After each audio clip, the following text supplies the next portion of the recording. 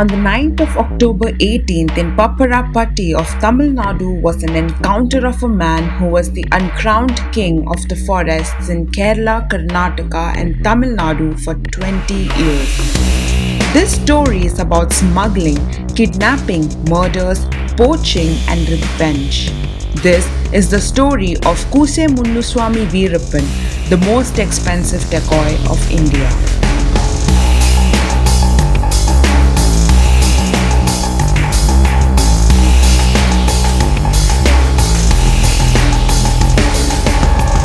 Hello everyone, and thank you so much for tuning in.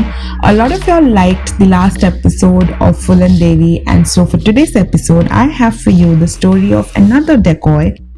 It's a very interesting story, so I hope y'all enjoy this. I'm your host Amla and you're listening to Crime Time Podcast. Koose Muniswany Veerappan Gounder was born in 1952 in January. He was born in a small village called Gopinathan. He was the second child of the 4 children. The village, Gopinathan, was situated near a forest, so Veerappan grew knowing the forest. He always wandered and he could even survive in the forest for days alone. The villagers believed that the forest belonged to them and that they could use all the resources from there. There weren't any development plans as there were no scope of business near the village or in the forest at the time. So the villagers took care of everything themselves.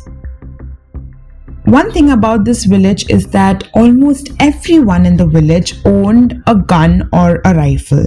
They used it to kill wild boars or any other animals that invaded their farms, and even sometimes to kill animals. The guns and the rifles they owned weren't licensed, and since it was not licensed, the forest rangers and police officers often raided, but they were pretty good at hiding the guns and they never really got into any trouble. And so Veerappan grew in a surrounding where using guns and rifles and hunting was very common. By the time he turned 10 years old, he had become pretty good at shooting. During this time, a police case was registered on his name stating that he was killing wild boars using unlicensed guns. So a forest ranger was sent into the forest in search for him, but Veerappan had managed to escape. He ran inside the forest and he was hiding there.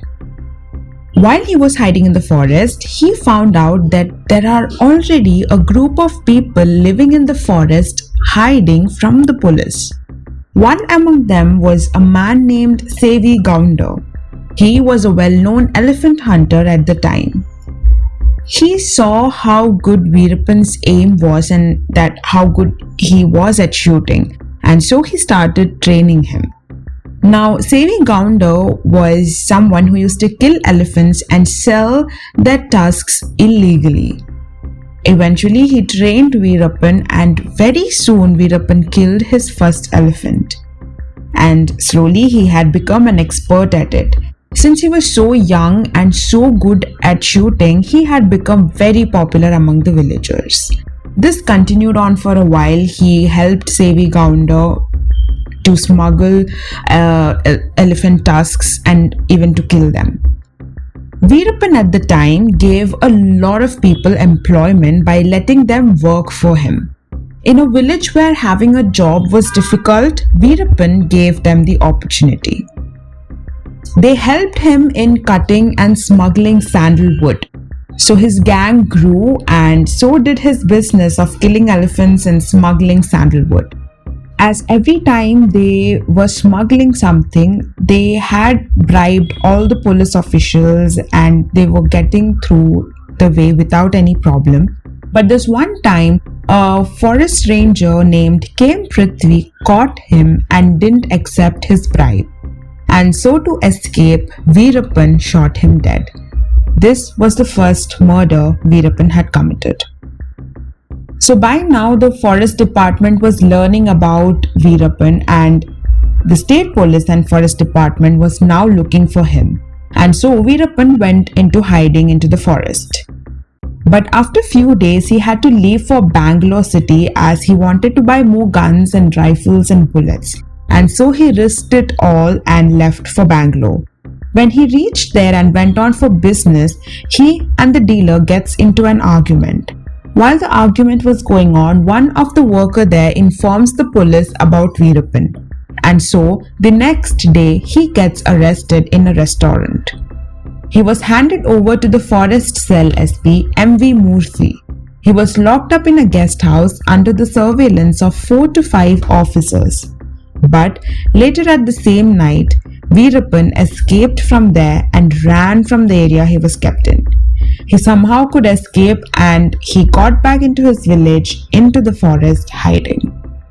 That was the only ever time he was arrested.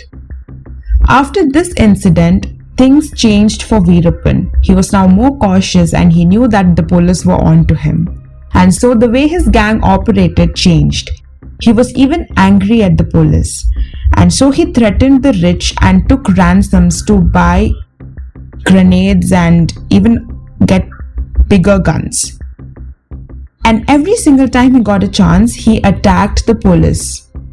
In 1990, in April, Veerappan's gang attacked a forest patrol team of 10. 3 officers died and the others were injured. After this incident, the state had become more vigilant. In 1990, the then CM of Karnataka, Virendra Patil, set up a special task force led by K.U. Shetty. When the news broke out about the special task force, a police official approached them and asked them to involve him in the team. His name was P. Srinivas. He was one among the officers who had arrested Veerappan in Bangalore before. Srinivas very soon learned that the villagers won't give any information about Veerappan as many of them worshipped him while some were very fearful about Veerappan. So, from the sanctioned funds that the government provided them for this mission, Srinivas used them to develop the village, Gopinathan. He built roads, schools and temple to gain trust and likings of the villagers. And slowly he had formed a network of informants. Srinivas also managed to manipulate Veerappan's brother Arjun and sister Maria Mal to their side. This made Veerappan very angry as he knew that he was only being nice to them just so that he could get to Veerappan. Now I'm going to pause the story here and take 1989 and tell you about Veerappan's wife Muthulakshmi. Veerappan first saw Muthulakshmi in 1989 when he had gone to her village Nerupur in the Dharampuri district to mediate a dispute between 2 brothers. At the time, people believed that it is better to go to the bandit to seek justice than going to the court. He saw her fetching water from the well and fell in love. He was 29 and she was 16. Muthulakshmi fell for Veerappan too. And since her parents were against the marriage, they both ran off and got married in a temple. Now going back to the story, one night Veerappan's wife Muthulakshmi, who was under the surveillance of the police, ran and went into the forest to meet Veerappan. This made Srinivas very furious, and so the officials took his sister Maria Mal under custody and threatened her. Some say that she was even abused and harassed by them. After a few days, Maria Mal went to Srinivas to talk to him about the incident that had happened, but he did not respond or show any interest. This made Maria Mal realize that Srinivas didn't really care about them or the villagers. He was only being nice to them just so that he could get to Veerappan. This made her upset and she killed herself by consuming poison. Now when Veerappan learned about this incident, he was furious than ever before and he wanted revenge. Because he knew that it was because of Srinivas that Maria Mal was dead.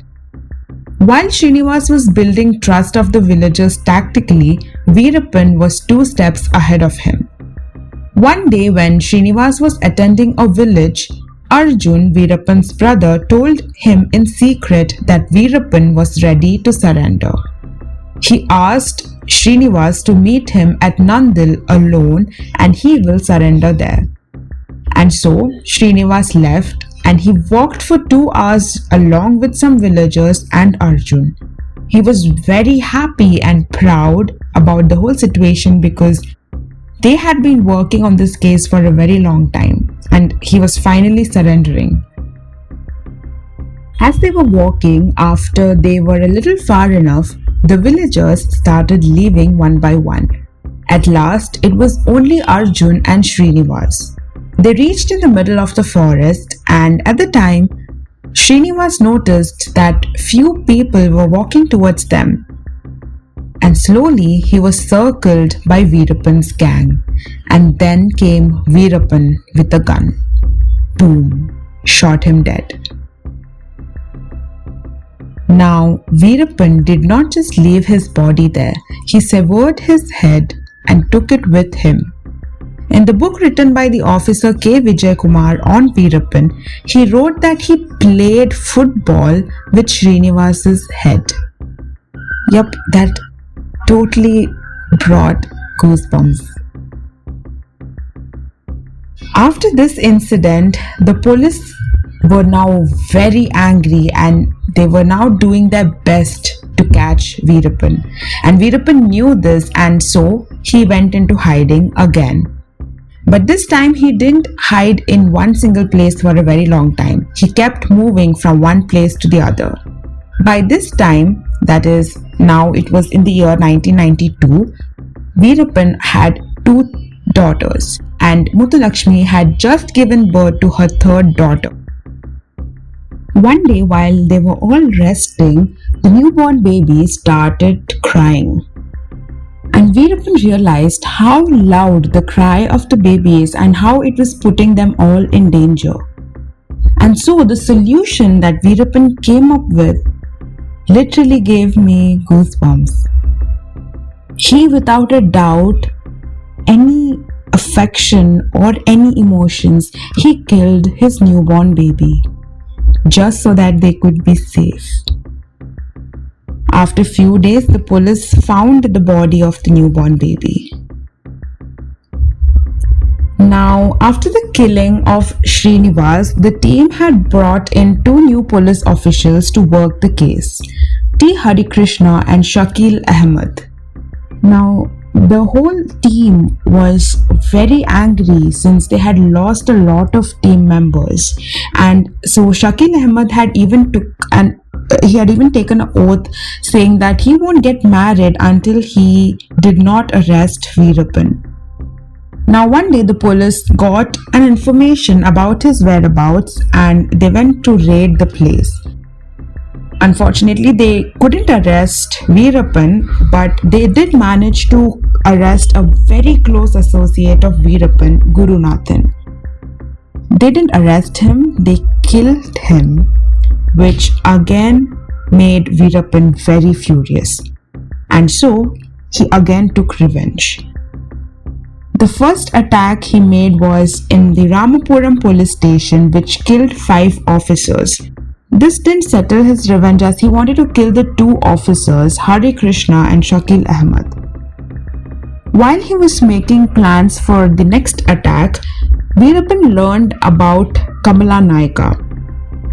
Kamala Naika was working as an informant for the police. She was one of the villagers of Gopinathan. Now, what Veerappan did here was he brought in Kamala Naika and asked her to work for him. So basically, Kamala Naika was now a double agent who pretended to work for the police but was actually working for Veerappan. When Veerappan was ready with his plan, he asked Kamala Naika to give the police a fake tip. Kamala Naika went to the police and gave them a date, place and a time and said that Arjun, Veerappan's brother, would be coming with a truck which would be loaded with sandalwood. And so the police thought that this would be the best opportunity to arrest him.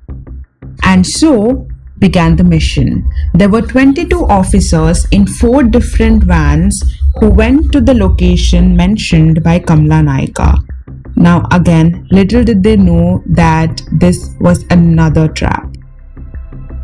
While they saw the truck coming, the truck was surrounded by police cars. But before they could even get off the vehicle, bullets started raining. It killed all 22 officers.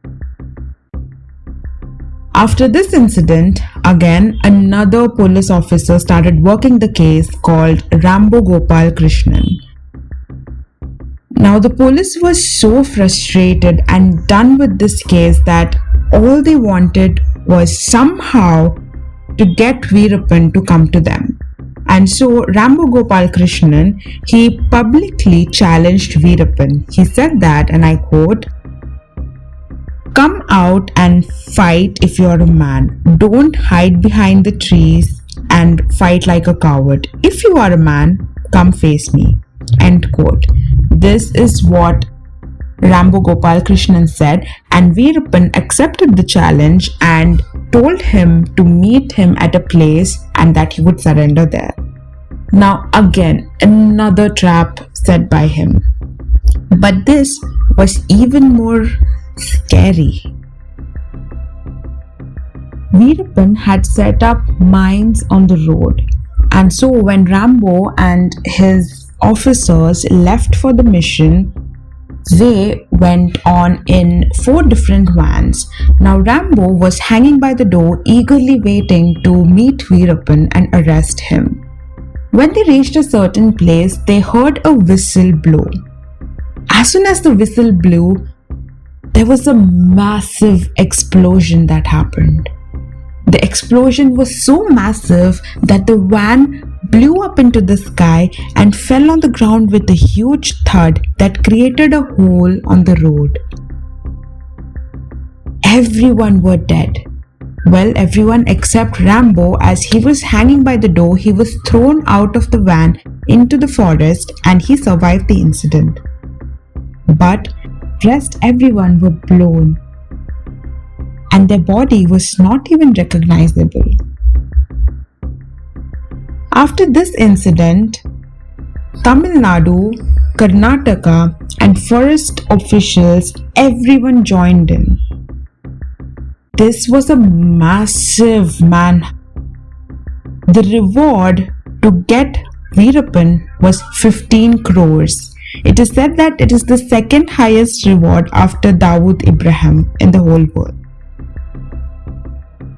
The operation was now given a name. It was called Operation Cocoon, and many more forest officials and police officials were involved in the mission.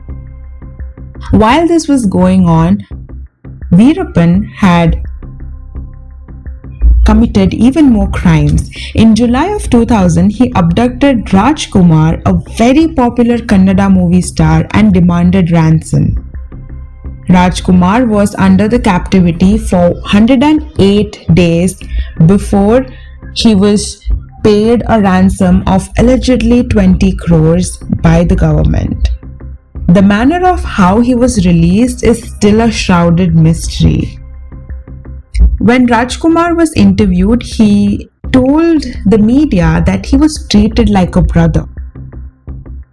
Again, after a few years, he also kidnapped a retired agriculture minister, Nagappa, but unfortunately he was found dead after 3 months. But when Veerappan was questioned, he denied killing him. By now, Veerappan had become an international sensation. Everybody were writing stories about him. There were too many raids that were happening, too many officers involved, but it was all a dead end. Finally, in the October of 2004, the police get a fresh lead.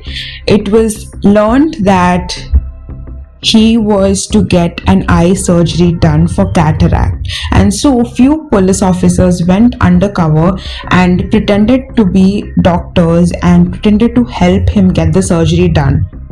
He was asked to meet up in a farmhouse to get the surgery done, and Veerappan completely trusted. and so he was taken to the farmhouse in an ambulance. On the way there, all of a sudden, the ambulance was blocked by vans and cars. Before even Veerappan could understand what was happening, there were shots fired. The shots were fired for about 2 to 3 minutes, and when they stopped, there was complete silence. The police officers got down and opened the doors to the ambulance, and then they saw Veerappan lying dead. And that is how Veerappan was killed by the Tamil Nadu Special Task Force in an encounter under the Operation Cocoon. Now the death of Veerappan is still a mystery, as there were a lot of conspiracy theories that were going around. Some say that he wasn't killed in the encounter. He was taken to a place and he was locked there up for 2 days. After torturing him, he was killed. Some say that when the body of Veerappan was found, there was only a single bullet on his head. People say, how is that possible? Because the police officers said that they shot a lot of bullets and Veerappan only had one wound to his head. Some even say that he was killed because he was associated with a lot of high-profile politicians and celebrities, and so they feared that the secrets would come out, and that is why Veerappan was killed. Well, it's still a mystery about how he was actually killed. This was the story of Veerappan, another dacoit of India. I hope you guys enjoyed the story as much as I found it interesting to research about.